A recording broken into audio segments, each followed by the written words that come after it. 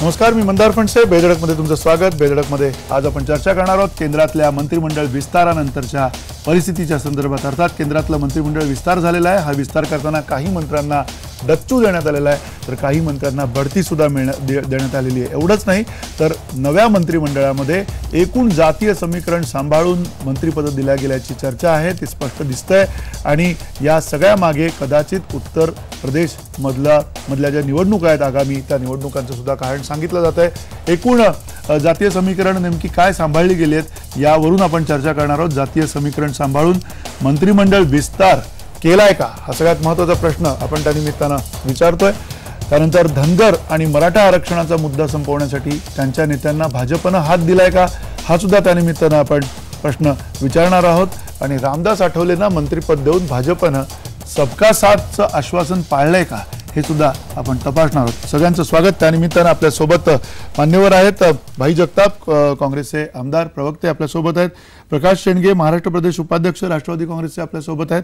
आपल्यासोबत महेश म्हात्रे आहेत, कार्यकारी संपादक मुंबई स्टुडिओमध्ये. आपल्यासोबत सुनील कदम आहेत, सामाजिक कार्यकर्ते. आणि मधु चव्हाण आपल्यासोबत आहेत, भाजपचे ज्येष्ठ नेते आणि प्रवक्ते. सगळ्यांचं स्वागत या चर्चेमध्ये. आणि अर्थात पहिला प्रश्न खरं तर भाई तुम्हाला विचारायचं आहे, विरोधी पक्षांचा हक्क आहे.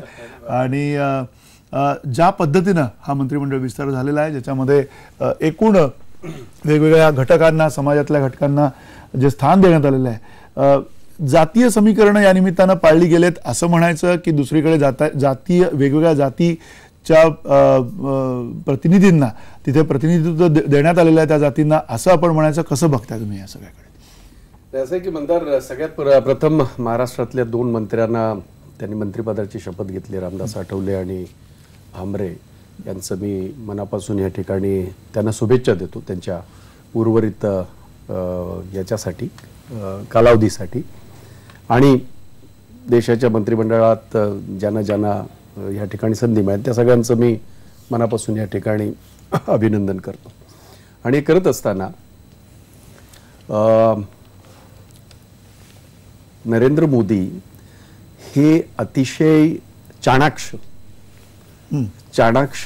असे, अगदी आपल्याला सगळ्यांना माहिती आहे की आम्ही जेव्हा चाणाक्षपणाच्या येतात त्यावेळेला आम्हाला नेहमी हे आठवतात, बाकी सगळी इतिहासातली सगळी नावं आठवतात. परंतु मला चाणक्यच म्हणायचं आहे, परंतु ते चाणक्य हे खऱ्या अर्थाने चाणाक्ष होते.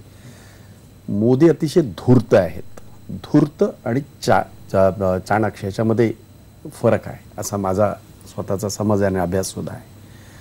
त्यांनी उत्तर प्रदेशाच्याच निवडणुका नव्हेत तर मुंबईच्या महानगरपालिकेच्या सुद्धा निवडणुका त्यांनी लक्षात ठेवलेल्या आहेत. त्यांनी उत्तर प्रदेशाबरोबर होणाऱ्या इतर काही ठिकाणी ज्या काही आहेत त्याच्याही त्यांनी लक्षात ठेवलेल्या आहेत. मी चुकीचं असं म्हणणार नाही. त्याचं कारण असं, राजकारणामध्ये जर ते देशाचे प्रमुख असतील, एका पक्षाचं प्रतिनिधित्व करत असतील तर त्यांनी काही करायला हरकत नाही. परंतु त्याचं जे भांडवल केलं जाते ते जर आपण नीटपणे तपासून पाहिलं तर याच्यामध्ये एकंदरीत जो बाज आहे मंत्रिमंडळ याचा बदलाचा, तो जर आपण पाहिलात तर प्रामुख्याने जर आपण उत्तर प्रदेश बघितलं आणि तिथे असलेलं मायावतींचं वर्चस्व, यांचं आज अखिलेश यादवांचं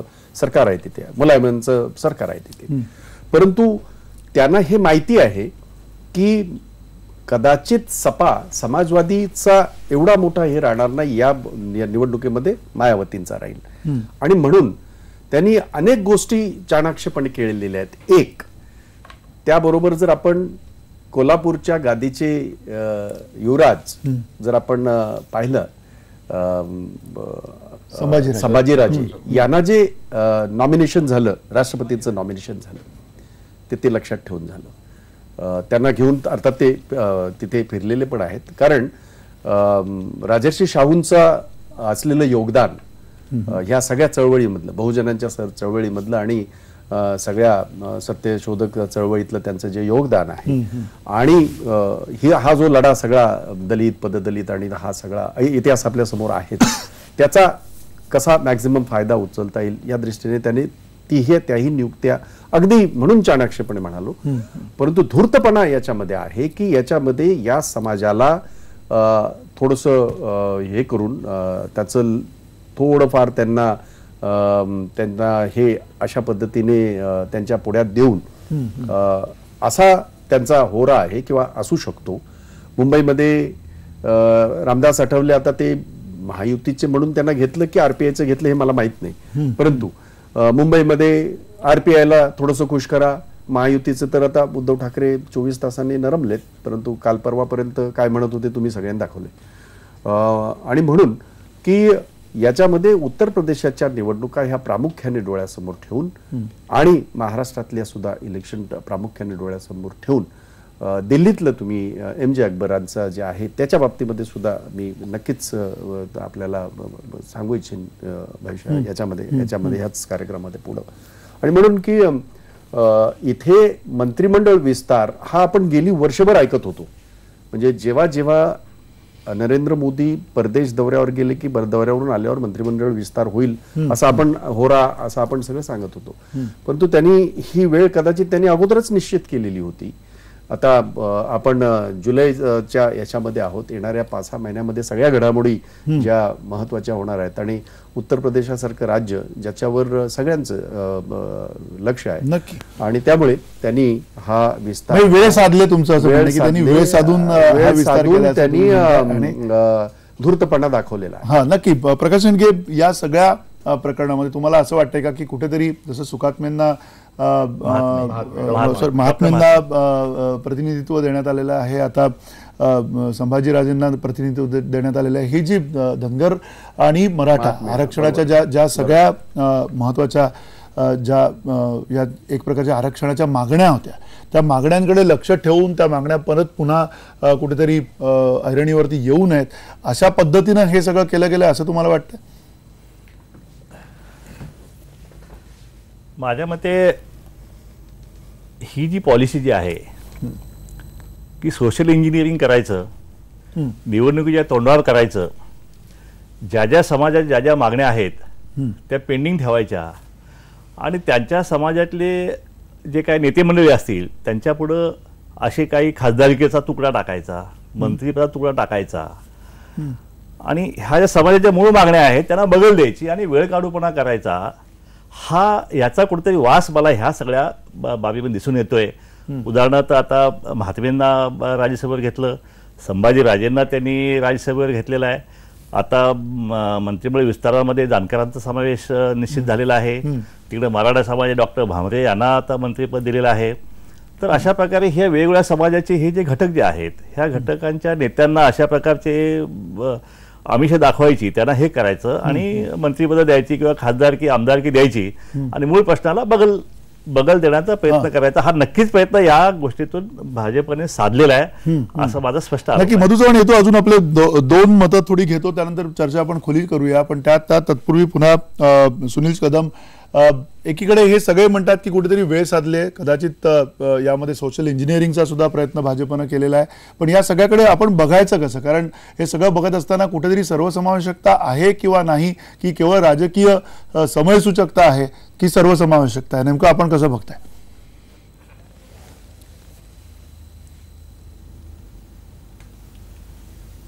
सुनील कदम.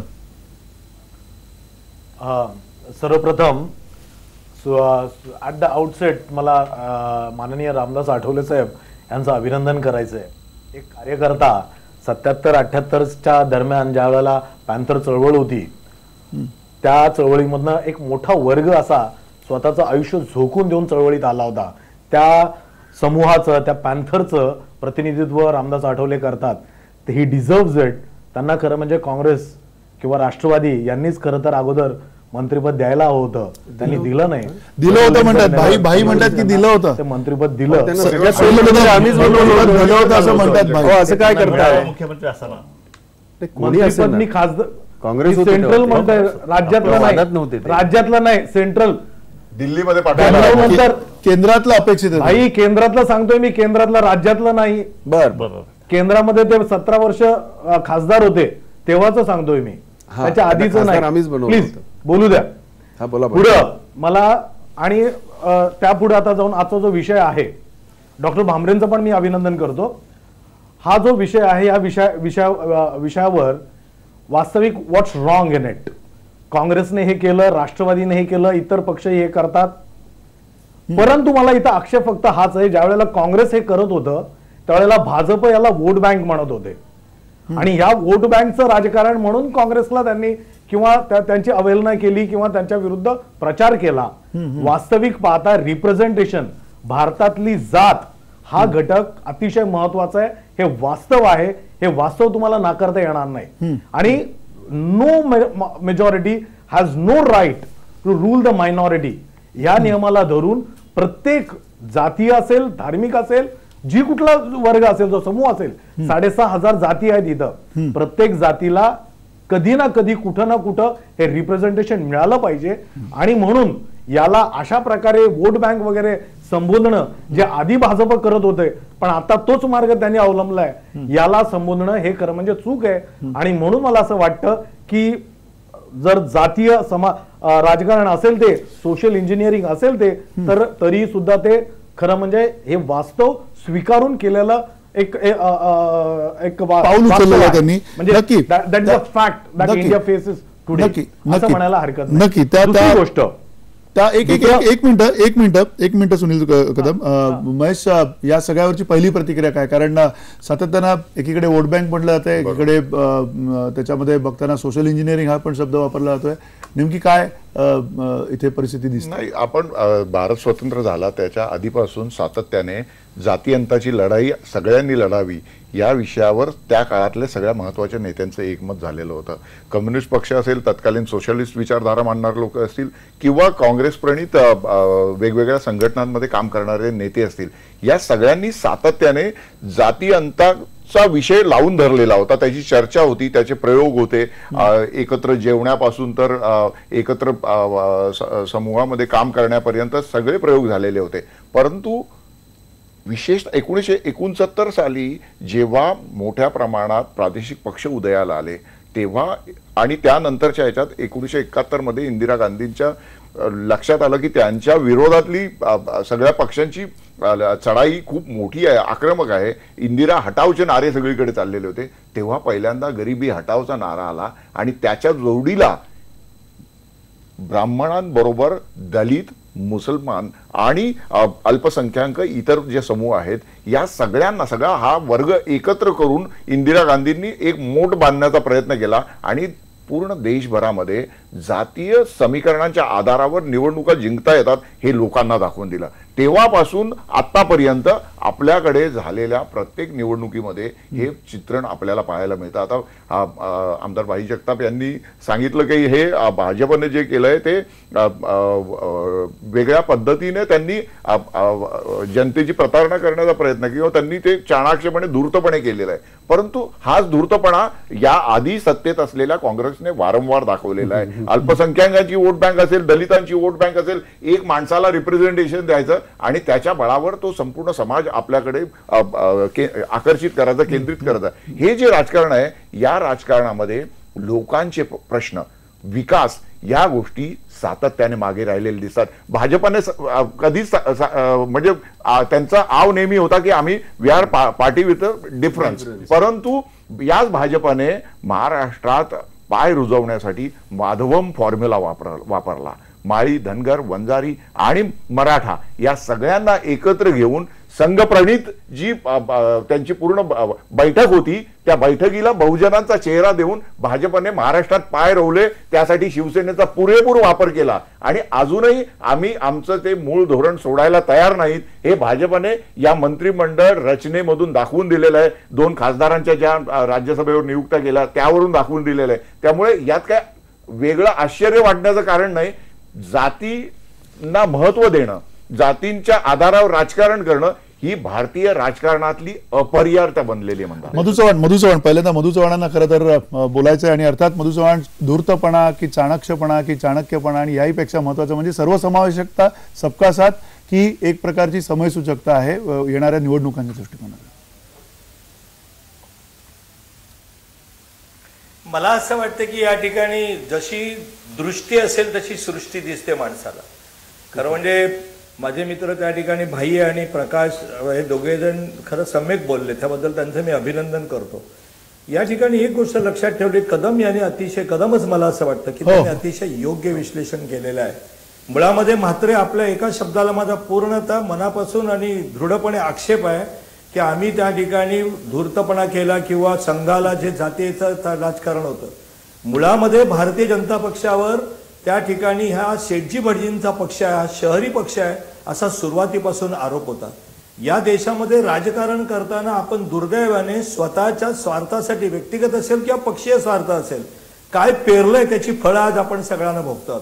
दलित समाजाला किंवा जसं 6,500 जाती आहेत, कुठल्याही भारतीय जनता पक्ष कधीही काँग्रेसला असं म्हणालं नाही की हे वोट बँकेचं राजकारण आहे. आम्ही वोट बँकेचं राजकारण म्हणालो मुस्लिम अनुयायाला, बाकी आम्ही कधीही कोणाला म्हणालो नाही. जो मुस्लिम अनुयायी करत होता त्याच्याबद्दल बोललेलो आहे. मला ऐका भाई, माझा ऐका, तुमचंच ऐकतो भाई माझा ऐका, तुमचं मी पूर्ण शांतपणे ऐकलं. तुम्ही कधी संयम सोडत नाहीत. आज पण छान बोललात तुम्ही, जरा ऐका ना माझं. मुळामध्ये या ठिकाणी 82 इंदिरा गांधींच्या एकूण सगळ्या राजनीतीचा उदो करायचं काही कारण नाहीये. त्यांनी त्या ठिकाणी 1969 साली जेव्हा गुंगी गुडिया म्हणून त्यांना त्या ठिकाणी कॉर्नर करायचा, निजलिंगप्पा वगैरे या सगळ्या HK पाटील, मोरारजी देसाईंनी केला. त्यावेळेला पहिल्यांदा बँकांचं राष्ट्रीयकरण केलं, प्रिव्ही पर्स बिल आणलं त्यांनी आणि समाजवादी शब्द आणला. तर या देशातल्या गरिबांच्या कल्याणासाठी नाही, तर जनता सर्वसाधारण समाज त्यांनी ओळखला धूर्तपणे. आणि भाई एक शब्द आपल्याला मी सांगतो, चाणाक्ष माणूस धूर्त असल्याशिवाय चाणाक्ष असूच शकत नाही. आपलं माझं नम्रपणे आपल्याला सांगणं आहे, या वेळेला 82 त्या ठिकाणी मंत्रिमंडळात जास्त मंत्री असू शकतात आणि 62 मंत्री मान्य त्या ठिकाणी नरेंद्र मोदी साहेबांनी घेतले. आता हे लक्षात त्या ठिकाणी, आणि आता कदम किंवा म्हात्रे बरोबर बोलले तुम्ही 2 शब्द, की या देशातल्या समाजातल्या, आणि आपण मागासवर्गीय असतील, अन्य OBC असतील, यांना मंत्रिमंडळात घेऊन सत्तेचं त्यांना त्या ठिकाणी फळं मधुर चाखायला देतोय. त्यांच्यावर काही आपण उपकार करत नाही आहोत. हे आपल्या पूर्वीच्या तथाकथित उच्च जातीने केलेल्या पापाची फळं आहेत. त्यांना जनावरांपेक्षा वाईट वागवलं आपण, आणि म्हणून भारतीय जनता पक्ष काहीतरी वेगळं करतोय. जर आता रामदास आठवलेला किंवा दलित समाजाला जर प्रतिनिधित्व दिलं नसतं तर भारतीय समाज दलित समाजामध्ये नाही. मी आपल्या सर्वांना शेवटी एक आठवण करून देऊ इच्छितो की भारताच्या संसदेमध्ये आणि देशातल्या विविध विधानसभांमध्ये भारतीय जनता पार्टीच्या मध्ये जेवढे मागासवर्गीय खासदार, अन्य जाती जमातीचे खासदार, आदिवासी आमदार हे जेवढे आमच्याकडे आहेत तेवढे कुठल्याच पक्षात नाही. हे त्या ठिकाणी आकडेवारीनुसार संसदेमध्ये आणि विधिमंडळामध्ये प्रसिद्ध झालेलं आहे. आणि त्यामुळे एका बाजूला विकास आणि दुसऱ्या बाजूला सांस्कृतिक राष्ट्रवाद आम्ही टाकायला नेऊन काही भांडं लपवत नाही आहोत. आणि मी प्रकाश या माझ्या मित्रांना सांगू इच्छितो की तुम्हाला सुद्धा अटल बिहारी वाजपेयींच्या उपस्थितीत आम्ही अशासाठी सोलापूरला घेतलं की धनगर समाजाने सर्व समाज बरोबर यावं म्हणून. आज तुम्ही आमच्या बरोबर असतात तर आज मंत्रिमंडळात असतात तुम्ही. विषय घेण्याची वेळ झाली नसती. समाजाच्या मूळ मागणीचा विषय आहे मधु चव्हाण, आरक्षणाचा विषय महत्त्वाचा आहे. असं आहे की मधु चव्हाण आमचे मित्र, मधु चव्हाण, मी तुमच्या इतका चाणाक्ष सुद्धा नाही आणि धूर्त सुद्धा नाही. थोडंफार जे काही गेली 32 वर्ष राजकारणामध्ये जे शिकलो ते मांडण्याचा प्रयत्न करतो. आता आपला धूर्तपणा परत एकदा सांगतो. याच्यामध्ये उत्तर प्रदेशामध्ये एक पक्ष होता, त्यांचे 2 खासदार होते, तुमचे 71, आणि तो पक्ष त्या त्या पक्षाचं नाव मला आठवत नाही, लोकदल आहे असंच नाव आहे. त्या ती जी महिला आहे, लोकदल अजित सिंगांचं नाही अजून, हा याच्यात पण काहीतरी दल आहे त्या शब्दामध्ये, त्यामुळे तो एक छोटासा पक्ष आहे आणि त्याचा प्रभाव त्या भागामध्ये. त्यांचे 2 खासदार आहेत, तुमचे 71 आहेत. त्यांना घेऊन तो पक्ष संपवला. आता तो पक्ष काय राहिलाच नाही. त्यांच्या त्या महिलेला त्यांनी याच्यामध्ये दिलंय. हा धूर्तपणा. दुसरा धूर्तपणा, भामरेंना मंत्रिपद देण्यामध्ये जर आपण उत्तर महाराष्ट्राचं राजकारण जर पाहिलं तर ते पूर्णपणे याच्या दृष्टीने आता आपलं सरकार आहे म्हणून पूर्णतः एकनाथराव खडसे यांनी लेवा पाटील समाजाचं जे काही राजकारण केलं आणि करत आहेत याच्या खाली त्यांनी जो मराठा समाज जो काही उपेक्षित राहिला त्याचं प्रतिनिधित्व भामरे आज करत आहेत. लक्षात ठेवा. तिथला कुणबी असेल उत्तर महाराष्ट्रातला, तिथला लेवा पाटील असेल, उपेक्षित लेवा पाटील असेल, तिथला हा जो मराठा समाज असेल, याचं प्रतिनिधित्व म्हणून तिथे भामरेनं, म्हणून मी त्या ठिकाणी धूर्तपणा म्हणालो. मुंबईच्या निवडणुका लक्षात ठेवून आठवलेंना माझा यांना कदमांना माझं सांगणं आहे, आमचा विरोध असण्याचं काही कारणच नाही. कारण त्यांना निवडून याच्यामध्ये संसदेमध्ये पाठवण्याचं काम काँग्रेसनेच केलं होतं. काही कारण असतील कदाचित, तुमचं म्हणणं बरोबर आहे, त्यांना मंत्री नव्हतं केलं. नाही म्हटलं, मी मान्य केलं कदमजी, मी मान्य केलं. आणि ते कदाचित काही त्यावेळेच्या काही असतील. परंतु आज जो आपण मधू चव्हाण जो धूर्तपणा दाखवत आहात की सगळे मागासवर्गीय असतील, आदिवासी असतील, हे निवडून आले, हे सगळे मोदी लाटेमध्ये आलेले सगळे आहेत. मी फक्त तुमचं लक्ष मिळालं. आता जेव्हा त्यांनी मंत्रिपदाच्या शपथ घेतल्या ते प्रतिनिधित्व मिळालं. मी धूर्तपणाचं सांगतोय. ज्या वेळेला यांच्या राजीव गांधींच्या नेतृत्वाखाली ज्या वेळेला 412 आमचे खासदार निवडून आले होते, त्यांची जरा ती यादी एकदा तपासून पहा.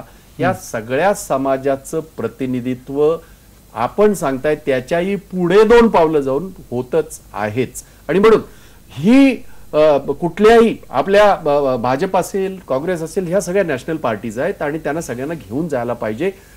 कदमांच्या त्या मताशी कुणीही सहमत होईल की या समाजाचं प्रतिनिधित्व त्यांच्या याच्याप्रमाणे ते मिळालं पाहिजे. त्याच्यामध्ये काही दुमत असण्याचं कारण नाही. रामदास आठवलेंना काँग्रेसने असेल किंवा युपीए सरकार मग दुमत जर नसेल तर आपण मान्य करूया की भाजप सर्वसमावेशक झालाय. नाही, भाजप हा जो आता प्रतिनिधित्व दिलं काँग्रेसीकरण झालंय, आता नाही काँग्रेसीकरण झालंय. आणि मधू चव्हाण मान्य करताय मधू चव्हाण एक चांगलं म्हणाले, एकच मिनिट कदम, ते म्हणाले की आम्ही कधीही वोट बँकेचं राजकारण म्हणालो नाही. अहो, आयुष्यभर 1952 पासून आजपर्यंत तुम्ही हेच म्हणत होता. म्हणजे काँग्रेसने मुसलमानांना जवळ केलं, वोट बँकेचं राजकारण. काँग्रेसने मागासवर्गीयांना जवळ केलं, वोट बँकेचं राजकारण. काँग्रेसने आदिवासींना जवळ केलं, वोट बँकेचं राजकारण. असं तुम्ही नेहमीच आरोप करत आला. आज तुम्हाला चांगली बुद्धी सुचले. चांगलं आहे ते, हे चांगलं चिन्ह आहे. हा धूर्तपणा माझ्या याच्यामध्ये नाही. एक महत्वाचा मुद्दा आहे. या सगळ्या मुद्द्यामध्ये जे प्रतिनिधित्व दिलेलं आहे या सगळ्या जातींना आणि जाती समाजाच्या गटांना, या सगळ्यामध्ये धनगर आणि मराठा आरक्षणाचा मुद्दा संपवण्यासाठी त्यांच्या नेत्यांना या राज्यामध्ये प्रतिनिधित्व देण्यात आलं आहे का, हा सगळ्यात महत्वाचा मुद्दा आहे. का छोट्याशा ब्रेकनंतर आपण चर्चेला घेणार आहोत. ब्रेकनंतर पाहूयात बेधडक.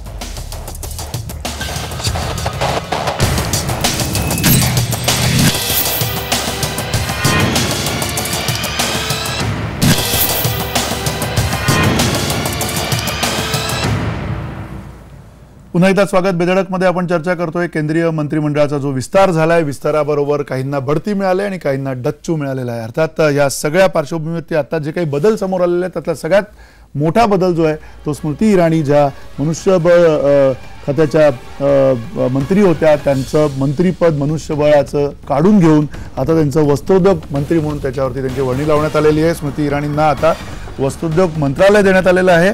त्यांच्याकडनं मनुष्यबळ खातं जे आहे, जे सगळ्यात महत्त्वाचं खातं मानलं जातं, ज्या खात्यामुळे त्यांच्यावरती अनेक मधल्या काळात आरोप झाले होते, ते मनुष्यबळ खातं त्यांच्याकडनं काढून घेण्यात आलं आहे. वस्त्रोद्योग खातं त्यांच्याकडे देण्यात आलेलं आहे. प्रकाश जावडेकर यांना जी कॅबिनेटपदी बढती मिळालेली आहे त्यांना मनुष्यबळ खातं त्यांच्याकडे सोपवण्यात आलेलं आहे. अत्यंत महत्त्वाचं असं हे खातं आहे आणि हे खातं आता प्रकाश जावडेकर यांच्याकडे असणार आहे. येणाऱ्या काळामध्ये पुन्हा माहिती आणि प्रसारण हे जे मंत्रालय ते व्यंकय्या नायडू यांच्याकडे देण्यात आलेलं आहे. आणि अर्थातच कायदा मंत्रालय जे आहे ते रविशंकर प्रसाद यांच्याकडे देण्यात आलेलं आहे. या सगळ्या पार्श्वभूमीवरती कौस्तुभ फलटणकर आपल्या सोबत आहे दिल्लीहून. कौस्तुभ, नेमकी कशा घडामोडी घडतायत, काय प्रकारचे बदल आतापर्यंत समोर आलेले आहेत आणि या सगळ्या बदलांमध्ये कशा प्रकारचं एकूण जातीय गणित, सोशल इंजिनिअरिंग जे काही त्याला म्हणता येतील, हे सगळं कसं सांभाळण्यात आलेलं आहे? मंत्र सर, प्रचंड उलाढाल बघायला मिळते खाते वाटपामध्ये. सगळ्यात मोठा धक्का नरेंद्र मोदींनी स्मृती इराणींना दिलेला. स्मृती इराणी पंतप्रधान मोदींच्या अतिशय जवळच्या समजल्या जायच्या, मात्र संघाची सातत्याने नाराजगी होती त्यांच्या कार्यशैलीवर आणि त्यामुळे स्मृती इराणी यांना मनुष्यबळ विकास मंत्रालयासारख्या महत्वाच्या मंत्रालयातून काढून वस्त्रोद्योग मंत्रालयात हलवण्यात आलेला आहे. तर प्रकाश जावडेकर जे एकमेव मंत्री ज्यांचं प्रमोशन झालं त्यांना HRD सारखं महत्वाचं खातं देण्यात आलेलं आहे. दुसरं महत्वाची डेव्हलपमेंट म्हणजे ग्रामीण विकास मंत्री जे होते चौधरी वीरेंद्र सिंग त्यांना सुद्धा हटवण्यात आलेलं आहे. त्यांच्या जागी तोमर जे मध्य प्रदेशातले त्यांना आता ग्रामीण विकास मंत्रालयाचा कारभार देण्यात आलेला आहे. व्यंकय्या नायडू जे शहरी विकास मंत्री होते त्यांना तिथून हलवण्यात आलेलं आहे. त्यांना आता माहिती प्रसारणाचा कारभार देण्यात आलेला आहे. रविशंकर प्रसाद आता देशाचे नवीन कायदा मंत्री असणार आहेत. त्यामुळे मोठे उलाढाल या मंत्रिमंडळ विस्तारानंतर बघायला मिळते. महाराष्ट्राच्या दृष्टीने महत्वाचं बोलायचं झालं तर हंसराज अहिर जे चंद्रपूरचे खासदार आहेत त्यांच्याकडे आता गृहराज्यमंत्री पदाची धुरा येणार आहे. तर आजच सुभाष भामरे यांचं मंत्रिमंडळ राज्यमंत्री म्हणून समावेश करण्यात आला. त्यांच्याकडे संरक्षण विभाग देण्यात आलेला आहे. रामदास आठवले ज्यांना मंत्रिमंडळात घेण्यात आलं त्यांच्याकडे सामाजिक न्याय विभाग सोपवण्यात आलेला आहे. मंदार सर नक्की धन्यवाद कौस्तुभ या सगळ्या माहितीबद्दल. आणि अर्थात ही सगळी जी माहिती येते त्या माहितीवरून एक मात्र नक्की लक्षात येत आहे की मोठे फेरबदल आहेत आणि या फेरबदलांमधला सगळ्यात मोठा महत्त्वाचा भाग म्हणजे स्मृती इराणी यांचं मनुष्यबळ मंत्रालय काढून घेऊन त्यांना आता वस्त्रोद्योग मंत्री म्हणून नेमण्यात आलेलं आहे. या सगळ्या बदलांच्या पार्श्वभूमीवर आपण चर्चा करतोय. काही प्रतिक्रिया आपल्या प्रेक्षकांच्या समोर येत आहेत. आशिष शिंदे जे अल्फा ओमेगा संघटनेचे ख्रिश्चन धर्मीय संघटनेचे अध्यक्ष आहेत त्यांची प्रतिक्रिया आहे. सर्व जाती धर्मांना मंत्रिमंडळात स्थान मिळालं पण ख्रिश्चन धर्मियांना मंत्रिपद सोडा साधी आमदारकी सुद्धा भाजपनं दिलेली नाहीये आणि सत्तेत सामावून घेण्याचं आश्वासन देऊनही मुख्यमंत्र्यांनी ते अजूनपर्यंत पाळलेलं नाहीये. आशिष शिंदे म्हणतात. संकेत निकम पाटील म्हणतात पुढच्या निवडणुका लक्षात घेत दलित मतं वळवण्याची खेळी भाजपनं सतत केली आहे. जातीय समीकरणांमुळेच भारतीय नेत्यांचं विकासाकडे सतत दुर्लक्ष होत आहे. दोंडप्पा नंदे म्हणतात सबका साथ सबका विकास यानुसार मतपेटीचा अंदाज घेत मंत्रिमंडळ विस्तार करण्यात आलेला आहे.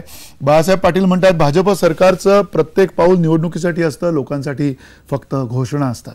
सचिन अय्यरकर म्हणतात मंत्रिमंडळ विस्तारात सर्वांना सामावून सर्वांच्या सहभागाने भविष्यात बदल नक्की घडेल. या सगळ्या प्रातिनिधिक प्रतिक्रिया आहेत आणि पुन्हा या प्रतिक्रियांच्या पार्श्वभूमीवर महेश ज्या पद्धतीने हे फेरबदल होत आहेत ह्याच्यामध्ये समतोल एकीकडे राखण्याचा प्रयत्न केला गेलाय किंवा नाही ह्याच्यावरती आपण नेमकेपणाने काय म्हणू शकतो? नाही, समतोल राखण्याचा प्रयत्न आहे परंतु आपण जर नरेंद्र मोदी यांचं मंत्रिमंडळ जर बघितलं तर या मंत्रिमंडळाची जी कार्यपद्धती आहे या कार्यपद्धतीमध्ये सातत्याने नरेंद्र मोदी यांचा जो एक छत्री अंमल आहे म्हणजे नरेंद्र मोदी ज्या राष्ट्रीय स्वयंसेवक संघातून आलेले आहेत त्या राष्ट्रीय स्वयंसेवक संघाची जी मूळ भूमिका आहे ती मूळ भूमिकाच एक चालकानुवर्तित्व या वृत्तीला पूरक किंवा पोषक आहे आणि त्यामुळे असेल कदाचित नरेंद्र मोदी सत्तेवर आल्यापासून आपल्याला सातत्याने लक्षात येतं की त्या संपूर्ण मंत्रिमंडळातील जी निर्णय प्रक्रिया आहे ती एका व्यक्तीभोवती फिरताना दिसते. त्यातल्या त्यात आपल्याला काही प्रमाणात नितीन गडकरी किंवा संरक्षण मंत्री पर्रीकर हे दोन मंत्री जोडल्यानंतर आपल्याला अन्य मंत्र्यांचं त्यामध्ये जो ठसठसीतपणा जो दिसायला पाहिजे त्यांच्या कामाचा तो दिसत नाही. त्यामुळे आता हे जे फेरबदल केलेले आहेत हे फेरबदल करत असताना नरेंद्र मोदी यांनी जो मोठा धक्का स्मृती इराणींना दिलेला आहे त्यामधून सुद्धा बराच मेसेज अन्य मंत्र्यांना जाणार आहे. त्यामुळे पुन्हा एकदा ही पूर्ण जी मंत्रिमंडळाची रचना आहे या मंत्रिमंडळाच्या रचनेमध्ये नरेंद्र मोदी यांचा प्रभाव पुन्हा एकदा ठसठसीतपणे समोर आलेला आपल्याला दिसणार. त्यामुळे यातून जो विकास व्हायला पाहिजे किंवा यातून जी लोकशाहीला अपेक्षित असलेली जे सामूहिक नेतृत्वाची संकल्पना असते ती सामूहिक नेतृत्वाची संकल्पना मात्र आपल्याला वाढताना किंवा फोपावताना दिसणार नाही हे मला मला फक्त म्हणजे म्हात्रे म्हणतात त्याला फक्त जोडून एवढं म्हणायचं आहे की एकछत्री अंमल आपण जो म्हणताय तो तितकाच खरा आहे. ह्याला एक दुसऱ्या शब्दामध्ये हिटलरशाही म्हणतात आणि त्यांनी ही गोष्टीची बरोबर काळजी घेतली की त्यांच्या भोवती असलेलं जे कड आहे तुम्ही सगळ्या मंत्र्यांची नावं घ्या जे नरेंद्र मोदींच्या अगदी जवळचं जे कड आहे ह्या सगळ्यांना अशी माणसं त्यांनी आणून त्या ठिकाणी ठेवलेली आहेत की ते सगळे फक्त यस मिनिस्टर असणार आहेत यस सर सगळे असणार आहेत. नरेंद्र मोदींना प्रश्न विचारण्याचं त्यांना कोणाला धाडस राहणार नाही. त्याबरोबर दिल्लीमधले जे बदल झाला दिल्लीमधले MJ अकबरांना त्यांनी घेतलं. फक्त बघा किती म्हणून मी धूर्तपणा जो म्हणतोय जो मधू चव्हाणांना आवडत नाहीये तो असा आहे की MJ अकबरांची 2 पुस्तकं होती. नाही नाही, मला आवडतो. धूर्तच असलं पाहिजे, बावळट कशाला असायला पाहिजे. अच्छा, चांगला आहे. पंतप्रधान धूर्तच असले पाहिजेत, बावळट असून चालणार नाहीत. मला आवडेल ते धूर्त आहेत ते. Very good. आता त्यांचा धूर्तपणा दिल्लीमध्ये असा आहे की त्यांचा स्वतःचा प्रभाव कमी पडला. आपने त्यांना दिली थाप तिथे, आणि त्यामुळे त्यांनी काय केलं आता तिथे MJ अकबरांना हे केलं. आता हे MJ अकबर जरा आठवा बघू त्यांची 2 पुस्तकं. तुम्हाला आठवत असेल टिंडर बॉक्स. बरोबर. त्या टिंडर बॉक्स मध्ये त्यांनी काय काय लिहिलेलं आहे अडवाणींबद्दल जरा वाचा एकदा. मधु चव्हाणजी. त्यांचं दुसरं जे हे आहे सेट्स ऑफ 2 सोर्ड्स, ज्याच्यामध्ये इस्लामची निर्मिती आणि वगैरे वगैरे सगळं. हे का मी सांगण्याचा प्रयत्न करतोय आणि धूर्त जे म्हणण्याचा मी प्रयत्न करतोय तो हेच आहे की त्यांनी या सगळ्या गोष्टी एकछत्री जे आपण म्हणताय ह्या गोष्टीवर मी परत एकदा जोर देतो की हे हिटलरशाहीचंच एक उदाहरण आहे की सब कुछ मैं, इधर सबका साथ सबका विकास हा विषय मी काय बोलतोय काँग्रेसवाला म्हणून सोडा. ज्या सर्वसामान्यांच्या प्रतिक्रिया तुम्ही वाचून दाखवल्यात मंदार, त्या जास्त बोलक्या आहेत. म्हणजे ते काही काँग्रेसवालेच आहेत किंवा कोण भाजपवाले आहेत असं मला वाटत नाही. आणि म्हणून या सगळ्या याच्यामध्ये मूळ प्रश्नाला त्यांनी त्या बाबतीमध्ये ते अतिशय धूर्त आहेत. एक मुद्दा, मधु चव्हाण धक्का तंत्र आहे असं त्याच्याकडे बघताय तुम्ही की जसं हे म्हणतात की एकाधिकारशाही आहे. मोदीजी, माझी एक विनंती आपल्याला, आपली चर्चा आपण त्या मुद्द्यावर मधुजींना त्याचं उत्तर द्यावं लागेल कारण 2 आक्षेप त्याच्यावरती आलेत. नाही मधुजी बोला तुम्ही. मला उत्तर द्यावं लागेल, नाही तर तुम्ही सगळे विरोधी बोलणार नाही, मी उत्तर देणार नाही. नाही तुम्ही बोला मूळ मुद्दा असा आहे की जे एक चालकानुवर्तित्व म्हटलं त्याचा त्या ठिकाणी एक चालकानुवर्तित्व म्हटलं त्याचा अर्थ संघामध्ये जो सरसंघ चालक असतात त्यांच्या आज्ञा सगळ्यांनी ऐकायच्या, पण संघाने स्टॉलवर्ड माणसं त्या ठिकाणी निर्माण केली गेली. जसा एखादा कबड्डीचा संघ असतो किंवा एखादा क्रिकेटचा संघ असतो आणि ज्या वेळेला बॉलर बॉलिंग टाकत असतो फिल्डिंग कशी लावायची कोणी कुठे हे तोच सगळ्यांना सांगत असतो. तू इथे उभा राहा, तू इथे उभा राहा, तू इथे उभा राहा. हे इंटरफिअरन्स नाही. पण एकदा का चेंडू बॉलरच्या हातातून गेला की बॅट्समन तो चेंडू त्या ठिकाणी टोलवेपर्यंत कॅच बाउंड्रीवर गेल्यानंतर तो कॅप्टन जात नाही घ्यायला, त्या प्लेअरला घ्यावा लागतो. आणि काही वेळेला तुम्ही म्हणता तसं की ज्या वेळेला मंत्रिमंडळामध्ये कॅप्टनचं कामच आहे सर्वदूर सर्व खात्यांवर लक्ष ठेवणं. आता परस्पर विसंगत म्हात्रे साहेब आपण बोलत आहात. आपण म्हणालात की पर्रिकर आणि गडकरी या काही मंत्र्यांना त्या ठिकाणी स्वतंत्र अधिकार दिलेले आहेत असं वादासाठी गृहीत धरा की ते दिलेले आहेत. का दिलेत तर मोदींना पूर्ण वाटतं की आपल्या पूर्ण कार्यक्षमतेने तिथे काम करत असतील. पण काही वेळेला मंत्रिमंडळ सर्वसमावेशक करताना एखादा मंत्री नवीन असेल, त्याला अनुभव कमी असेल, तर पंतप्रधानांनी बिंग कॅप्टन म्हणून त्याला मार्गदर्शन केलं तर ते इंटरफिअरन्स होत नाही. श्रीमती इंदिरा गांधींनी कोणाला का अधिकार दिले होते का? श्रीमती सोनिया गांधींनी कोणाला का अधिकार दिले होते का? सगळ्यात मोठं दुर्दैव तुमचे प्राईम मिनिस्टर एस मिनिस्टर होते. आता तसं नाही आहे. आणि एक चालकानुवर्तित्व नसेल, सगळे जर स्वयं फिरत राहतील मंत्री, तर ते मंत्रिमंडळ त्या ठिकाणी एकसूत्री राहणार नाही. आणि म्हणून मला असं वाटतं ह्या देशामध्ये काँग्रेस सारखं तर आम्ही केलं नाही. एक मिनिट ऐका फक्त. काँग्रेसने सगळे प्रांतातले नेते त्या ठिकाणी छाटून टाकले आणि आपल्यापेक्षा कोणी मोठा होणार नाही याची काळजी श्रीमती इंदिरा गांधींनी घेतली नाही, सोनिया गांधींनी घेतली नाही. मला असं वाटतं मोदीने हे पूर्ण माहित आहे की आपल्या कार्यक्षम मंत्र्यांचे पाय छाटले तर आपण एकटे प्रभावीपणे हा देश चालवणार नाही हे माननीय मोदींना पूर्ण माहिती आहे. त्यामुळे ते हिटलर होत आहेत वगैरे हा प्रचार भाई बरोबर नाही आहे. नाही प्रचार उदाहरण सांगतो उदाहरण सांगतो. तोमर मध्य प्रदेश, तोमर मध्य प्रदेश. आता मी एक उदाहरण आणि माझं बोलणं संपवतो. तुम्ही ऐका भाई, MJ अकबरचं सांगितलं होय.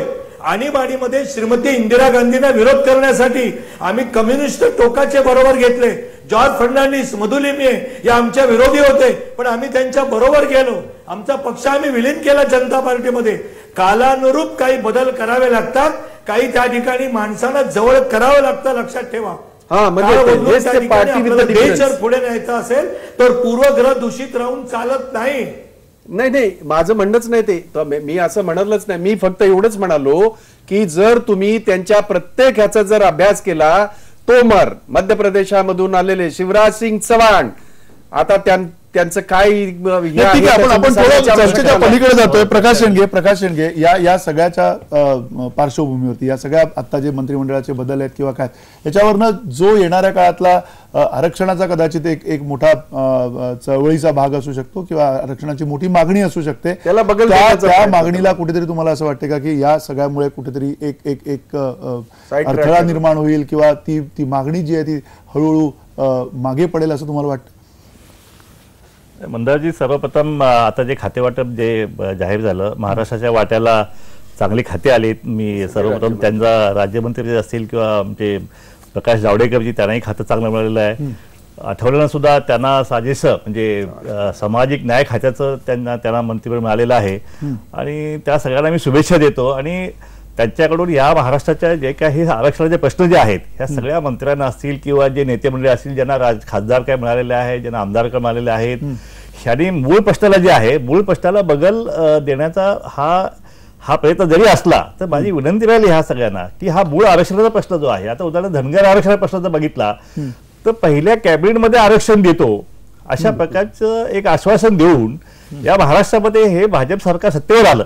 मधुजी त्याला साक्षीला आहेत, बारामतीलाही बरेचसे भाजपची मंडळी आली, मोदींनी सांगितले की धनगर समाज को अच्छे दिन लेके आएंगे. आता 2-2.5 वर्ष व्हायला आली, मंत्रिमंडळाचा दुसरा विस्तारित झाला. आता कधी हे अच्छे दिन पगार मिळणार आहे, शेतकऱ्याला कधी मिळणार आहे, धनगर असेल, मराठा असेल, मुस्लिम असेल, आदिवासी असतील, यांना कधी अच्छे, आदिवासी तर हजारो कोटी रुपये बजेट असून सुद्धा आदिवासी आज आदिवासीच आहे. मग हे जे मंत्रिपद जे आहेत किंवा हे जी खासदार किंवा आमदार याचा लाभ ह्या वर्गाला कधी मिळणार आहे? पण माझी विनंती आहे की जरी आपण सोशल इंजिनिअरिंग करणं हे प्रत्येक पक्ष करतच असतोय, आतापर्यंत करत आलेला आहे, पण पवार साहेबांनी सुद्धा सोशल इंजिनिअरिंग केलेलं आहे. शेंडगे असतील, शेंडगे बापू असतील, भुजबळ साहेब असतील, आठवले यांना मंत्रिपद देऊन महाराष्ट्रामध्ये सोशल इंजिनिअरिंग पाया त्यांनी रचला. पण पुढेही सुद्धा पुढे जाऊन काँग्रेसनेही रचला, मायावतीने तर देशाचा इतिहास घडवला. ब्राह्मण समाजाला सुद्धा जितकी संख्या भारी सोशल इंजिनिअरिंगचा भागच आहे ते करावं. पण मूळ प्रश्न जो आहे आरक्षणाचा आहे त्याला मात्र कुठेतरी फाटा द्यायचा जो हा विषय आहे हा मात्र अतिशय दुर्दैवी आहे, हा घातक आहे आणि समाजाला तितका दूध खोळा राहिला नाही. मंदारजी, ही तरुण पिढी जी आहे हे सर्वांना कळतंय आता की तुम्ही जरी नेत्यांच्या समोर एका तुकडा टाकला पण त्याच्या मागे जनता मुळीच जाणार नाही, हे सुद्धा ह्या सत्ताधाऱ्यांनी लक्षात ठेवावं अशी माझी आपल्या सुनील कदम. नक्की सुनील कदम, तुम्हाला या सगळ्या पार्श्वभूमीवर कुठेतरी असं वाटतंय का येणाऱ्या काळामध्ये हे जे आरक्षणाचे मुद्दे आहेत ते आता मागे पडतील आणि या सगळ्या प्रतिनिधित्वामुळे किंवा या सर्व समावेशकतेमुळे भाजप आणखीन जे इतर विषय आहेत महत्त्वाचे असू शकतील, या आरक्षणाच्या विषयात इतकेच महत्त्वाचे विषय असू शकतील, त्या विषयांकडे जास्ती लक्ष देईल आणि ह्या विषयांकडे ते किंबहुना बगलच देतील या विषयांना? भाजपमध्ये झालेला एक बदल, गेली 50 वर्ष भाजप एका विषयावर घणाघाती हल्ला चढवत होते आणि ते म्हणजे काँग्रेसमधला एकाधिकारशाही.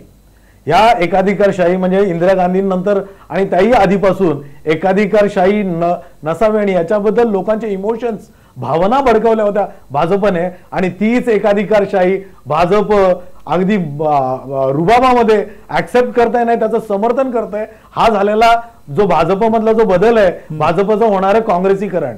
आणि दुसरं त्यांच्यामध्ये काँग्रेसचे गुण किती आलेत पहा, म्हणजे ज्याला त्यांनी विरोध केला, धनगर समाजाला त्यांनी आरक्षणाचं आश्वासन दिलं, मराठा समाजाला त्यांनी आरक्षणाचं आश्वासन दिलं. हे दोन्ही आश्वासनं अशी आहेत जी पूर्ण होऊ शकत नाहीत हे त्यांनाही माहिती आहे. कारण धनगर समाजाला कोणत्या कॅटेगरीमध्ये घ्यायचं हाच एक मोठा वाद आहे, मोठा प्रश्न असणार आहे आणि हे फेस करताना त्यांची त्रेधा तिरपीट होणार आहे, त्यांनी जाणतात ते. आणि म्हणून मला एक भाजपला सांगायचंय, असे कित्येक आश्वासनं दिले आणि किती जाणकारांना तुम्ही म्हणजे अशा 50 जाणकारांना जरी तुम्ही प्रतिनिधित्व दिलं तरी तो प्रश्न मिटवणं हे महत्वाचं आहे. त्यामुळे धनगर समाज पूर्ण भाजपबरोबर येईल हा जर त्यांच्या डोक्यामध्ये असेल ते चुकीचं होणार आहे. हे सगळ्यात महत्वाचं. कोणा एकाला प्रतिनिधित्व दिल्यामुळे जनतेचे प्रश्न मिटतील हे जर कोणी समजत असेल आणि मग त्या जनतेकडनं मतदान म्हणजे ते वोट बँक तयार करत असतील तर वोट बँक व्हायला ही जनता आता तयार होणार नाही. देर आर चेंजेस नाव. लोक मधु चव्हाण याच्यावरती काय उत्तर तुमचं? सुनील एक मिनिट, वेळ कमी आहे सुनील. कोणता पाठिंबा होता, सुनील कशामुळे पाठिंबा मला बोलू देत ना, कदम थांबले तर मी बोलेन ना. नाही सुनील कदम वेळ संपलेली आहे सुनील कदम. त्यांना आवाज ऐकू जात नसावा, ते बोलत त्यांना आवाज फास्ट ट्रेन सारखे. नाही स्लो ट्रेन थांबत नाही. मधु चव्हाण बोला, थांबलेत ते. नाही ऐकायला येत नाही, सॉरी, बोला. नाही, मूळ मुद्दा असा आहे की दुहेरी अशा तऱ्हेचं तत्वज्ञान मांडण्याचा कोणी त्या ठिकाणी प्रयत्न करू नये या देशामध्ये. मुळामध्ये या देशामध्ये एकदा त्या ठिकाणी जातीयवाद जर संपवायचा असेल तर मग जातीचं राजकारण कोणीच करून चालणार नाही. मग गुणवत्तेचं राजकारण करायचं बोलायचं. गुणवत्तेचं राजकारण करायला गेल्यानंतर की हा पक्ष जातीयवादी आहे, हा जातींना प्रतिनिधित्व देत नाही. मूळ मुद्दा मराठा समाजाच्या आरक्षणाचा आहे. तो बीजेपीने राजकारण केलं नाही. त्याचं राजकारण केलं असेल तर माननीय शरद पवार साहेबांनी, काँग्रेसने, सगळ्या पक्षांनी, सगळ्यांनी मराठा समाजाच्या आरक्षणाला पाठिंबा दिलेला आहे. त्याच्यानंतर राहिला धनगर समाज. कदम साहेब तुमचं बरोबर आहे, प्रतिनिधित्व देणं म्हणजे काही गुणवत्तेला बदल देणं असं नाही. शब्दच्छल असतील त्या ठिकाणी प्रतिनिधित्व देणं म्हणजे धनगर समाजाच्या गुणवत्तेला बदल बाबतीमध्ये. देणं आणि म्हणून ऐका कदम, जरा ऐका.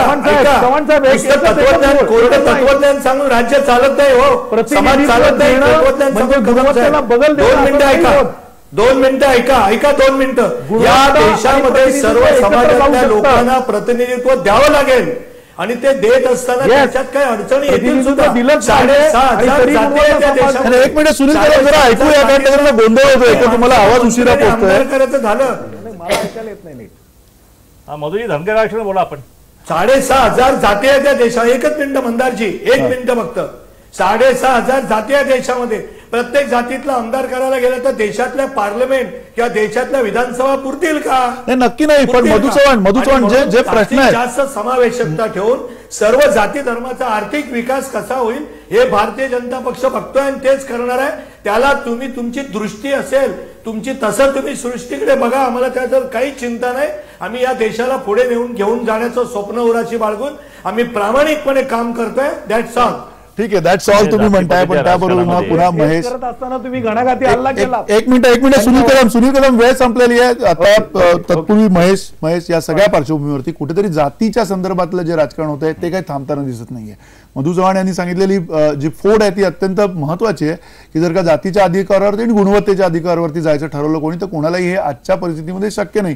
हे शक्य नसताना मग आपण ह्या अशा ज्यावेळेला चर्चा करतो जातीच्या संदर्भातल्या, त्या चर्चा पुढे कशा जातील? नाही, जातीची एक व्याख्या आहे, जातीच्या अनेक व्याख्या आहेत. त्यातली एक व्याख्या आहे जी जात नाही ती जात. तर आता ही जी जात आहे ही आपल्या जनमानसात इतकी घट्ट रुजलेली आहे की ती संपूर्ण जग जरी 21व्या शतकात गेलेलं आहे, डिजिटलायझेशन सगळीकडे झालेलं आहे, परंतु जाती व्यवस्था दिवसेंदिवस बलिष्ठ होताना दिसते. आता सोशल मीडियाच्या माध्यमातून ज्या पद्धतीने पोस्ट फिरत असतात, ज्या पद्धतीने तरुणाई व्यक्त होत असते, यातून एक गोष्ट लक्षात आली पाहिजे, ती म्हणजे की हे सगळं अपयश आपल्या नेतृत्वाचं आहे. हे फक्त मी राजकीय नेतृत्वाचं अपयश मानत नाही, सामाजिक नेतृत्वाचं अपयश आहे. राष्ट्राला आणि महाराष्ट्राला वैचारिक दिशा देणाऱ्या नेतृत्वाचं हे अपयश आहे. त्यामुळे आता ज्या पद्धतीने राजकारणामध्ये जातीयतेचे प्राबल्य आपल्याला दिसतं, तसंच जातीयतेचं प्राबल्य साहित्य क्षेत्रात आहे, तसंच जातीयतेचं प्राबल्य समाजकारणामध्ये. त्यामुळे ही सगळ्या क्षेत्रामध्ये जी जात भरून उरलेली आहे, ही जात कमी करण्यासाठी आपण मानव जातीचे विषय, म्हणजे मला अनेकदा सामाजिक कार्यक्रमात गेल्यानंतर, जातीय संस्थांच्या कार्यक्रमांमध्ये गेल्यानंतर एक लक्षात येतं की प्रत्येक जण म्हणत असतो की आपल्या समाजासाठी हे केलं पाहिजे. त्यांना समाजासाठी म्हणत असताना त्यांना त्यांची जात अपेक्षित असते. ज्या दिवशी महाराष्ट्रातील लोकांना, आपल्या देशातील लोकांना समाज हा व्यापक अर्थाने राष्ट्रीय समाज किंवा भारतीय समाज म्हणून ते त्याच्याकडे बघतील, त्या दिवशी मला वाटतं खऱ्या अर्थाने हे सगळे विषय संपतील आणि सर्व राजकीय पक्षांना सुद्धा तशा पद्धतीने काम करावं लागेल. परंतु दुर्दैवाने सध्या तशी परिस्थिती नाहीये आणि ज्या तरुणाईला हे सगळं पटवलं पाहिजे, त्यांच्यापर्यंत पोहोचवलं पाहिजे, त्या तरुणाईपर्यंत पोहोचवण्यासाठी जे बौद्धिक नेतृत्व असायला पाहिजे, ते बौद्धिक नेतृत्व आज महाराष्ट्रामध्ये आपल्याला पाहायला मिळत नाही. यासाठी आपण सगळ्यांनी इथे जमलेल्या सगळ्यांनी काहीतरी केलं पाहिजे आणि आपल्या प्रत्यक्ष वर्तनातून, लिखाणातून आणि बोलण्यातून त्या गोष्टी जर दाखवल्या तर खरंच बदल घडू शकतील. नाही, नक्की. आणि अर्थात या बदलांची अपेक्षा खूप मोठी आहे नव्या पिढीकडनं, सगळ्या जाती धर्मातल्या नव्या पिढीकडनं या सगळ्या बदलांची अपेक्षा आहे. देश बदल रहा आहे असं म्हणतायत, पण तो बदलताना काही दिसत नाहीये, हे पण वास्तव आहे. धन्यवाद, नमस्कार.